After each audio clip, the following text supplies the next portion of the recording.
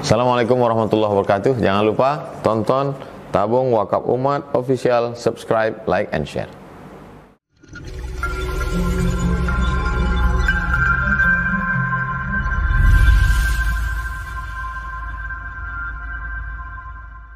Assalamualaikum warahmatullahi wabarakatuh. Waalaikumsalam. Bismillah, alhamdulillah, wassalatu wassalamu ala rasulillah. Siang hari ini kita berada di halaman Masjid An-Nur, Provinsi Riau. Masjid yang menjadi ikon bagi Provinsi Riau. Orang menyebutnya Taj Mahal Indonesia. Ternyata di balik keindahannya, tanah pekarangan masjid ini keseluruhan adalah 11 hektar.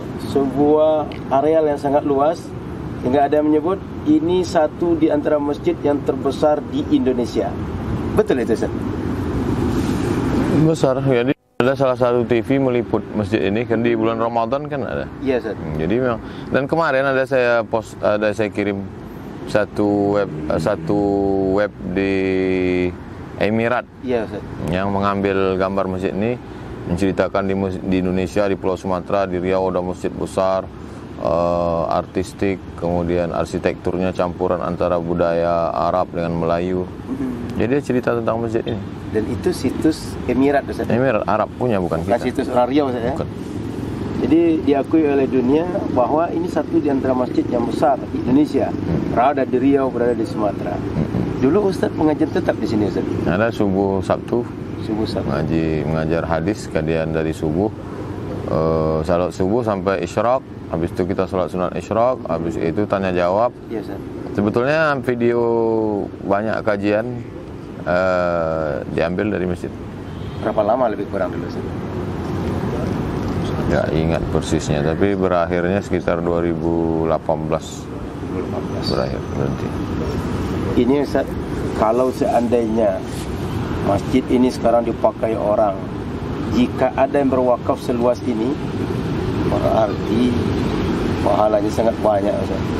Jadi wakaf ini jangan kita pahami orang kaya punya tanah berwakaf, gitu kan? Nah, itu orang kaya. Terus kita gimana? Kita wakaf tunai.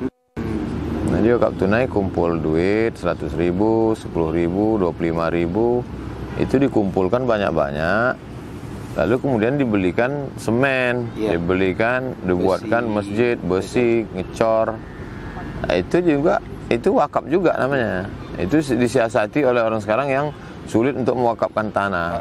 Kemudian wakaf kekuasaan. Nah, kita kan kemarin silaturahim dengan Pak Rifai Rahman. Iya, Ustaz. Termasuk orang tua kita di Riau. Umur beliau 80 tahun lebih. Mantan wakil gubernur. Beliau bercerita 2 kali panitia pembangunan Masjid An selesai. Sudah 2 grup. Jadi waktu Gubernur Riau Pak Kaharudin Nasution, ini kata Nasution selesaikan. Jadi dengan wakaf kekuasaan, mungkin Pak Kaharudin Nasution mewakafkan tanah, tapi waktu mumpung masih berlaku waktu jadi gubernur, kebijakannya pakai selesaikan Pak Rifai Rahman datangi perusahaan. Kalian bisa bantu apa, kasih apa? Kan cerita beliau sambil beliau perusahaan yang bisa ngasih susu. Apa hubungan susu dengan masjid? Susu ini dijual. Nah, perusahaan ini punya banyak susu. Oh, kalian kasih apa? Kalian kasih susu. Susunya dijual, hasilnya untuk bangunan masjid. Tapi yang namanya benci, nggak suka, sampai dikata beliau tukang jual susu kan. Nah, termasuk saya dengar beliau ada ini, Ustaz, barang-barang second, Ustaz. Ini Chevron katanya barang second itu jual lah. Nanti gunakan apa yang bisa digunakan, atau hasilnya digunakan untuk bangun masjid. Jadi artinya jangan kita berpikiran sempit. Saya nggak bisalah wakaf, mumpung jadi punya kekuasaan. Dulu masjid ini kan biasa aja, kecil. Kemudian pada masa Pak Gubernur Pak Saleh Jasid, di depan ini dulu kan stadion nih.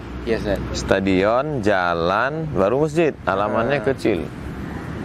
Nah, ambil semua stadion, masuk stadion sebelah kiri, kolam renang sebelah kanan. Sekarang di luas sekali, 11 hektar total. 11 hektar. Jadi kekuasaan. Mungkin kalau wakaf mungkin orang bisa tahu itu wakaf tanah Pak Anu, wakaf. Tapi kalau dengan kekuasaan Mana tahu orang datang ke sini nggak tahu dia bahwa ini ada dua masa gubernur besar. Masa Pak Kaharudin Nasution, masa Pak Saleh Jasid. Dan itu meskipun sudah lama sampai hari ini orang merasakan manfaatnya. Pelajaran yang bisa kita ambil, Pak Camat, Pak Kades, Pak Bupati, Pak Gubernur, Pak Kapolres, Pak Dandim, Pak Kapolda berpikir selama saya menjabat berapa masjid saya bangun. Lihat Istiqlal. Hari ini kita bangga sekali punya Istiqlal. Di zaman Presiden Soekarno, di zaman ekonomi sulit, susah, baru merdeka, bisa dia bangun masjid sebesar itu. Di Asia terbesar. Besar sekali Istiqlal. Jadi Bung Karno itu luar biasa pemikiran. Ya. Ke depan dipikir. Bangsaan ada Kebanggaan, ada Monas, tapi agama juga ada ikonnya. Istiqlal. Karena kekuasaan ini manis. Setelah dapat sibuk setahun, 2 tahun, 3 tahun, 5 tahun selesai. Masuk 2 habis. Udah berhenti baru. Aduh, kok dulu bangun masjid. Bahkan ada satu bupati waktu saya kasih motivasi bangun masjid, pertanyaannya, nanti yang ngisi siapa? Astagfirullahaladzim. Ini masjid besar, tak muat orang sholat. Siapa yang ngisi? Kalau begitulah cara berpikir orang, nanti kalau saya bangun masjid yang ngisi siapa? Itulah cara berpikir ulama dulu, cara berpikir sultan-sultan Melayu.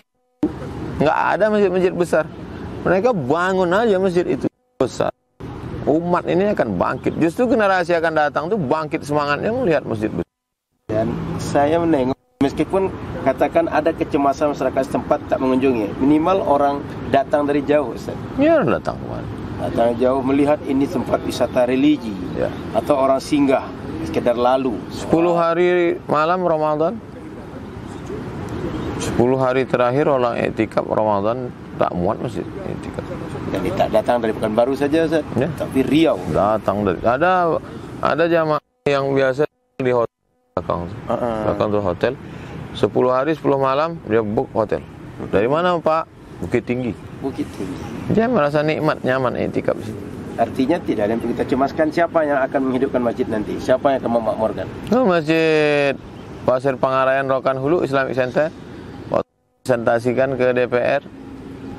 Siapa nanti yang sholat ini hutan karet? Nyet aja yang sholat. Sekarang. Oh, ratusan ribu orang yang datang. Orang Sumatera Utara, plat BK datang, Sumatera Barat datang. Karena Rokan Hulu kan strategi.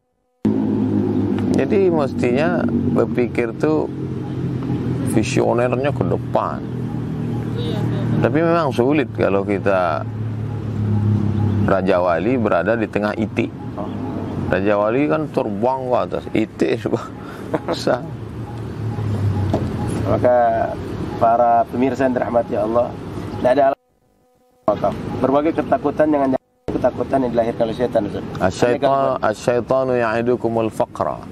Setan mau membisikkan kurang, takut, cemas. Wa ya'murukum bil fahsya. Dia suruh kamu buat salah, buat dosa. Ya'idukum mau'an huwa fadlah. Allah memberikan dan karunia. Jadi dia adalah ketika kita punya kekuasaan untuk bangun masjid, sudah azab. Ketika wakaf. Baik, pemirsa yang dirahmati Allah SWT, ketakutan kita barangkali hanya bisikan syaitan yang tak akan pernah membahayakan kita. Di balik perlu kita ingat, Allah menjanjikan fadlah, ada keutamaan, keistimewaan, berbagai kelebihan yang akan diberikan kepada kita. Jangan sampai kita tidak dapat karena sayang hidup sebentar ini, hidup sekali ini tak berguna banyak, tak berkepanjangan dengan kebaikan dan berkah dan zikrul hasan, sebutan yang baik oleh generasi setelah kita. Mari kita sisakan sebagian harta kita agar nanti disebut orang dengan sebutan baik, didoakan orang dengan doa kebaikan, digunakan orang apa yang kita tinggalkan untuk kebaikan, pahala yang ngalir terus, dan kita tidak pernah kekurangan syafaat penolong kita setelah kita meninggal nanti. Sampai berjumpa yang lain. Assalamualaikum warahmatullahi wabarakatuh. Waalaikumsalam.